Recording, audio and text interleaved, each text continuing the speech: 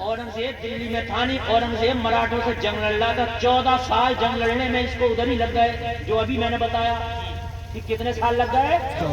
جب 14 سال کے بعد دلی واپس آیا، اپنا نبشتہ مانگا اس نے۔ کیا مانگا؟ نبشتہ۔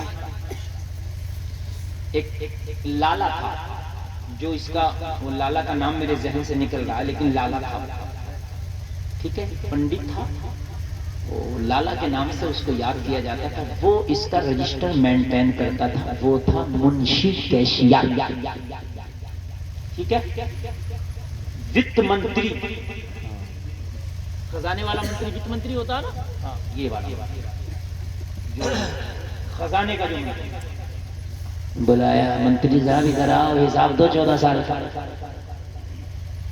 کتنا بڑا، کتنا خرچ ہوا، کتنا ٹیکس لگایا، کتنا ٹیکس وصول کیا۔ تو تھا غیر مسلم مگر تھا سچا، کہنے لگا حضور رجسٹر یہ ہے، حساب یہ ہے، لیکن آپ کی سلطنت میں ایک زمیندار کا اضافہ ہوا ہے، میں نے ڈر کی وجہ سے اس پر ٹیکس نہیں لگایا۔ وہ ٹیکس کے قابل ہے، ٹیکس کی زد میں آتا، میں نے نہیں لگایا۔ کہا کیوں؟ کہ اس لیے نہیں لگایا، وہ آدمی آپ کا بڑا قریبی ہے، کہیں آپ کو برا نہ لگ جائے۔ کون ہے؟ کہنے لگا ملا احمد جیون، آپ کے استاد۔ اورنگزیب چکر میں پڑ گیا، مدرسے میں پڑھانے والا مولوی اتنا مالدار ہو گیا کہ ٹیکس کی زد میں آ گیا۔ بولے سنو منتری صاحب، ہے میرا استاد، استاد بعد میں ہے، پہلے بلاؤ، بلاؤ کے پہلے حساب لوں گا کہ یہ مال آیا کہاں۔ یار بول دو نا سبحان اللہ۔ یہاں تو اندھا بانٹے ریوڑی اپنے اپنوں کو دے، یہاں تو منتری اگر بن گئے تو منتری ان کے سارے رشتہ دار عیش کر رہے ہیں، بات ہے کہ نہیں ہے؟ کہا میرا استاد مدرسے میں پڑھانے والا اور ٹیکس کی زد میں آ گیا، بلاؤ، خط لکھو، خط لکھنے کے بعد میں پہلے بلایا جائے گا اور بلا کے پوچھا جائے گا اتنی امیری آئی کہاں سے۔ اگر 2 نمبر کا کر کے امیر ہوا ہوگا تو چاہے استاد ہے سزا دی جائے۔ اسلام تیرے چاہنے والے نہ رہے، جن کا تو چاند تھا افسوس وہ حالے نہ رہے۔ یہ ہے تمہاری حکومت، آنکھوں میں آنکھیں ڈال کے بات کرو۔ خط لکھا ملا احمد جیون کو، کہا اورنگزیب نے طلب کیا، کہا اورنگزیب سے کہہ دو شعبان میں آئیں گے جب چھٹی پڑے گی۔ ہائے ہائے، ان کا تو شعبان تھا۔ نیند تو نہیں آ رہی ہے نا؟ شاعر ملک ہندوستان ذاکر اسماعیلی کی آمد ہو گئی ہے، ٹھیک ہے، ان کا آنا میرے جانے کی گھنٹی ہے۔ تقریر بہت اچھی چل رہی ہے، مجھے بولنے میں مزہ آ رہا، جہاں تک میرا اندازہ آپ کو سننے میں بہت مزہ آ رہا ہے۔ بالکل حقیقت ہے کہ نہیں ہے؟ جی۔ اور 1 گھنٹہ 5 منٹ یہ کدھر گزر گیا مجھے پتہ نہیں چلا، نہیں بتا رہے ہیں، ہاں، ورنہ اتنے میں لوگ اٹھتا جاتے ہیں، لیکن یہاں تو لگ رہا ہے کہ آپ ایسے تر و تازہ ہیں کہ نہ کوئی اٹھنے تیار ہے، نہ ادھر ادھر پلک مارنے تیار۔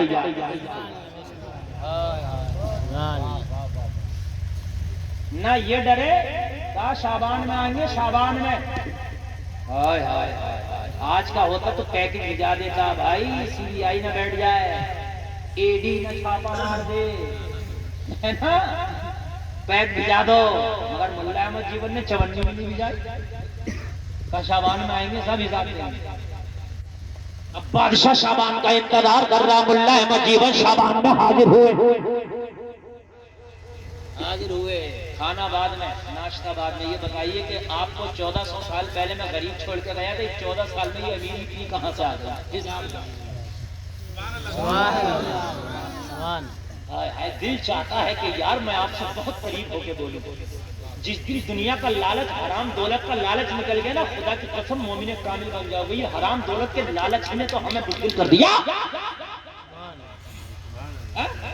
فلسطین میں مسلمان تباہ ہو رہے، تم خاموش بیٹھے رہے، کچھ نہیں کر سکتے، تو کم سے کم وضو کر کے مسجد میں نماز پڑھ کے ان کے لیے دعا تو کر سکتے ہو، مگر بزدل بن گئے، خبر سنتے ہو بس افسوس کر کے رہ جاتے ہو۔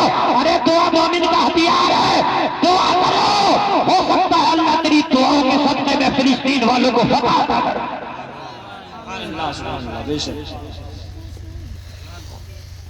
جناب دو کہاں سے آئی اتنی ہے میری 14 سال میں؟ ملا احمد جی نے کہا ایک ایک رتی کا حساب ہے،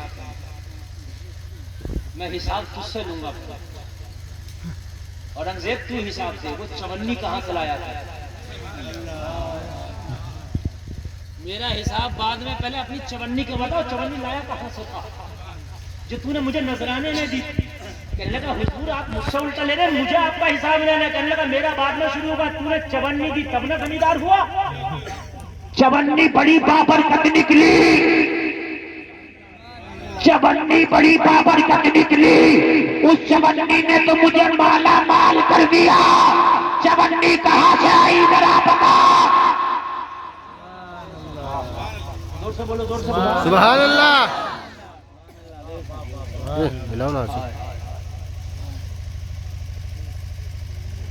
اللہ ذرا غور کرو، چونی کہاں سے آئی؟ بادشاہ نے اس کو منتری کو بلا لیا، کیشیئر کو بولا دوبارہ حساب دینا کہ میرے پاس چونی آئی کہاں سے؟ چونی بادشاہ کی ہے، حساب اس سے لے رہا ہے، پتا کہاں سے آئی چونی؟ اس نے سارے رجسٹر کھدولے اور سارے رجسٹر پلٹ کیے، پلٹ کیے، پورا حساب دے دیا۔ اس کے حساب میں چونی کا گھپلا، کس کے حساب میں؟ کیشیئر کے حساب میں چونی کا گھپلا۔ بادشاہ بولا خیر میں نے چونی بتاتا ہوں، یہی چونی گھوم رہی ہے، کہاں گئی؟ کہنے لگا حضور میرے اوپر الزام نہ لگائیں، میں سچا ہوں حضور، میں نے گھپلا نہیں کیا۔ بات اتنی سی ہے، بات اتنی سی ہے، کہنے لگا بات اتنی سی ہے، ایک رات میں اپنے گھر میں تھا، کیشیئر کہنے لگا اپنی بیوی کے ساتھ سو رہا تھا، رات میں بڑی تیز کی بارش آئی، میری چھت ٹپکنے لگی، پانی چونے لگا، میرے رجسٹر بھیگنے لگے، میری بیوی بھی اٹھ گئی، میں بھی اٹھ گیا۔ تھوڑی سی سوچنے کی دماغ کی بتی نہ جلی ہو تو جلا لو۔ کیشیئر ہے اور چھت ٹپک رہی ہے، کیشیئر ہے مغلیہ سلطنت کا اور چھت ٹپک رہی ہے۔ یہاں تو خالی اسٹینو ہو نا، اسٹینو کسی کا تو اس کی چھت الگ دکھ رہی ہوتی ہے، غلط تو نہیں کہہ رہا ہوں، ٹپک نہیں رہی ہوتی ہے، چمک رہی ہوتی ہے۔ چھت ٹپک رہی تھی، رجسٹر بھیگ رہے تھے، میں نے بیوی کو لگا دیا رجسٹر ہٹاؤ، ہم ایک جگہ سے دوسری جگہ منتقل کرنے لگے، میں بھی منتقل کرنے لگا، میری بیوی بھی منتقل کرنے لگی، میں بھی منتقل کرنے لگا، میری بیوی بھی منتقل کرنے لگی۔ رجسٹر زیادہ تھے، پوری حکومت کا حساب تھا، چھت زیادہ ٹپکنے لگی، رجسٹر بھیگنے لگے، ہم اس کو الگ نہ ہٹا سکے۔ بیوی بولی نکلو، مجبور ہو تو بلا کے لے آؤ، ہم دو لوگ نہیں کر پا رہے ہیں۔ بیوی سے میں بولا کہ کہاں ملے گا رات میں مزدور، کہاں نکل کر دیکھو کبھی کوئی مل جائے۔ کہنے لگا بادشاہ سلامت جب گھر سے باہر نکلا تو کوئی نوجوان میری دیوار سے چپکا کھڑا تھا، بارش کے موسم میں میں نے سوچا شاید کوئی مسافر ہے، بارش میں میری دیوار سے چپک کے بارش سے چھپ رہا ہو۔ میں نے پوچھا نوجوان کون ہو؟ تو نوجوان کے چہرے پہ کپڑا پڑا تھا، نقاب لگا تھا۔ نوجوان نے کہا میں مزدور ہوں، دن میں مجھے مہلت نہیں ملتی، رات میں مزدوریاں کرتا ہوں۔ میں نے کہا مجھے مزدور کی ضرورت ہے، میرے گھر کا کام کرا دے، تجھے مزدوری دے دوں گا۔ وہ نوجوان آ گیا، میرا ہاتھ بٹانے لگا، رجسٹر ادھر سے ادھر کرنے لگا۔ جب رجسٹر سارے ادھر سے ادھر کرا دیے، مزدور جانے لگا۔ مزدور بولا میری مزدوری دے۔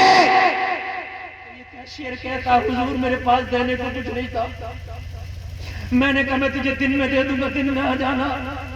وہ مزدور بولا مجھے دن میں نہیں، مجھے ابھی چاہیے، جو بھی ہو ابھی دے دے، جو بھی ہو ابھی دے دے۔ میں نے بیوی سے پوچھا تو میری بیوی کے پاس صرف چونی تھی، وہ چونی میں نے اس مزدور کو دے دی۔ حساب میں اس لیے نہیں آ پا رہی، میں اس مزدور کو جانتا ہی نہیں وہ کون تھا۔ میں جانتا ہی نہیں کون تھا، میں نے لکھ دیا جنابی کو جی، بس اسی چونی کا قبلہ ہے۔ اورنگزیب بولا ملا احمد جیون سے حضور میں ٹوپیاں بنا کے اپنے گھر کا خرچہ چلاتا ہوں، قرآن شریف لکھ کے اپنے گھر کا خرچہ چلاتا ہوں، اور جب ان سے بھی میرے گھر کا خرچہ نہیں چلتا تو میں مہینے میں 2-4 راتیں ایسی ہوتی ہے کہ رات میں مزدوری چھین کے کرتا ہوں، اس سے اپنے گھر کا خرچہ چلاتا ہوں۔ بارش والی رات جو یہ کیشیئر مزدور کو لے کے گیا تھا وہ کوئی اور نہیں، خود اورنگزیب تھا۔ سبحان اللہ سبحان اللہ حضور وہ نہیں تھا، میں نے اپنے کیشیئر کے رجسٹر ہٹوا کے مزدوری کیا تھا، جو چمنی اس نے دیا تھا وہ اورنگزیب کو دیا تھا، وہی چمنی میری رکھی تھی، میں نے دعوت کر کے نذرانے میں آپ کو دیا تھا۔ سبحان اللہ ملا احمد جی اسی چونی سے بنورا خرید کے لے گیا تھا، اس میں اللہ نے اتنی برکت دی، اتنی برکت دی، اتنی برکت دی کہ آج میں زمیندار بنا بیٹھا۔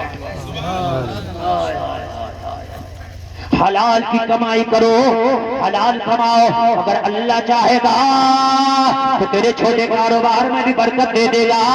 لوگوں یہ قسم کھا کے اٹھنا، قسمت سے زیادہ نہیں، وقت سے پہلے نہیں، جتنا لکھا ہے اتنا مل کے رہے گا، جب تک لکھا ہے جب تک جی کے رہے گا۔ جتنا اللہ نے لکھ دیا ہے اس سے کھائے بغیر اس ایک لقمہ بھی تیری قسمت کا نہیں رہ سکتا، مر نہیں سکتا، اور جو اللہ نے لکھا نہیں وہ کھا نہیں سکتا۔ جب اچھا ایک بات بتاؤ، آپ نے سنا ہوگا نبی پیٹ سے پتھر باندھتے ہیں، کبھی بسا ہوتا نبی کے پیٹ سے پتھر ہوتا، سنا کہ نہیں سنا؟ میں آپ سے سوال کرتا ہوں، نبی کو پیٹ سے پتھر باندھنے کی کیا ضرورت؟ تو آپ کا جواب ہوگا بھوک کی وجہ سے۔ جب کمر پیٹ کو لگتا تھا تو مصطفیٰ جان رحمت شمع بزم ہدایت تاجدار ختم نبوت اپنے پیٹ سے پتھر باندھتے تھے۔ میں تھوڑی دیر کے لیے ان علماء کے قدموں کو چوم کے سوال کرتا ہوں، بھوک کی وجہ سے نبی پتھر باندھتے تھے؟ موسیٰ کی قوم کو بھوک لگے تو جنت سے کھانا من و سلوا آ جائے، آیا کہ نہیں آیا؟ قرآن میں سورہ بقرہ میں پڑھو ذکر ہے، یار موسیٰ کی قوم بھوکی ہو تو اللہ جنت سے کھانا بھیجے، کہ امام الانبیاء بھوکا ہو تو پیٹ سے پتھر کی ضرورت پڑے کہ جنت سے کھانا نہ آ جاتا؟ آ جاتا کہ نہیں آ جاتا؟ بلکہ جنت سے کھانا نہیں، اگر نبی اشارہ کرتے تو جنت آ جاتی۔ پھر پیٹ سے پتھر کیوں باندھا؟ تو اس لیے باندھا کہ میری امت کے غریبوں اگر غربت کی وجہ سے کبھی کھانا نہ ملے تو حرام کی طرف ہاتھ نہ بڑھانا، ہو سکے تو پیٹ سے پتھر باندھ لینا۔ جہاں کھانا مصطفیٰ کی سنت ہے وہاں بھوکا رہنا بھی مصطفیٰ کی سنت ہے۔ بھوکا رہ لینا مگر حرام کے لقمے کی طرف کبھی ہاتھ نہ بڑھانا۔ اللہ نے جتنا لکھ دیا ہے وہ مل کے رہے گا، جب مل کے رہے گا میرے بھائی تو پھر حرام کے دروازے پر تالا کیوں نہ لگا دیا جائے؟ کیوں بھائیو؟ جب مل کے رہے گا یار حلال کا تو پھر حرام کے دروازے پہ کیوں تالا نہ لگا دیا جائے؟ بولو بولو بولو بولو بولو بھائی، حرام کے پہ تالا لگاؤ اور حلال سے امید رکھو، تیرے نصیبے کا اللہ تجھے عطا کر کے رہے گا۔ اللہ کہنے سننے سے زیادہ عمل کی توفیق عطا فرمائے، کہنے میں کوئی خطا ہوئی ہے توبہ کرتا ہوں مولا معاف فرمائے۔ ان اکرمکم عند اللہ اتقاکم، اللہ کی نظر میں عزت والا وہ ہے جس کا تقوی زیادہ ہے، اللہ کی نظر میں اس کی عزت زیادہ ہے۔ کہنے سننے میں کوئی خطا ہوئی اللہ معاف فرمائے، توبہ کرتا ہوں، اللہ کی بارگاہ میں سب رجوع کریں اور ایک بار کلمہ شریف پڑھیں، لا الہ الا اللہ محمد الرسول اللہ۔ محبت کی نظر اہل وفا کی شان پیدا کر، بلندی اور پستی میں ذرا پہچان پیدا کر، نہ ہو ماحول سے مایوس، دنیا خود بنا اپنے، نئی کشتی نئی آندھی نئے طوفان پیدا کر، مزاح مرنے مٹنے کا انہی خطروں کے دامن میں دلوں میں حوصلے اور حوصلوں میں جان پیدا کر۔